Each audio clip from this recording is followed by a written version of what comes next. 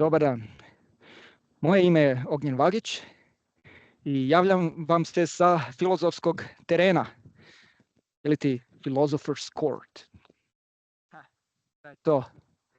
To je jedno igralište pored moje kuće, gdje ja odem malo da bacam loptu u koš kad imam nekakvih stvari o kojima trebam razmišljati. To mogu biti fizički, psihički, mentalni problemi, ljubavni problemi, poslovni problemi, bilo kakve vrste problemi. I ja tu onda dođem, ovako malo uzmem loptu, bacam, procirkulira tu neka energija kroz tijelo, osjećam se bolje fizički, osjećam se bolje i psihički, onda automatski.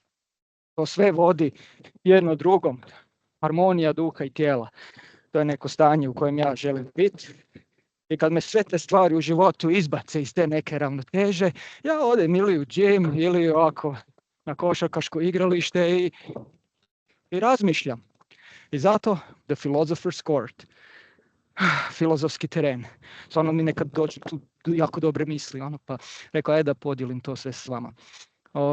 I ja imam djecu i naravno pričam njima sve te stvari. Rekao da dohvatim možda veći broj ljudi. Svi ste vi naša djeca, vi mladi ljudi koji se možda izgubljeni u ovom svijetu, ne znate što ćete, kako ćete, svijet stvarno pun iskušenja, zla, svega živog. Nalazite na loši ljude koji vas žele izmanipulirati, izbace vas iz vaše prirodne ravnoteže, izgubite svoje to jedno lijepo biće koje ste imali od početka kad ste došli na ovaj svijet. Pomuti vam mozak, to sve. Ja rekao, ako vam mogu pomoći da jednog čovjeka izvedem na pravi put, to će mi biti najveće zadovoljstvo. I tako.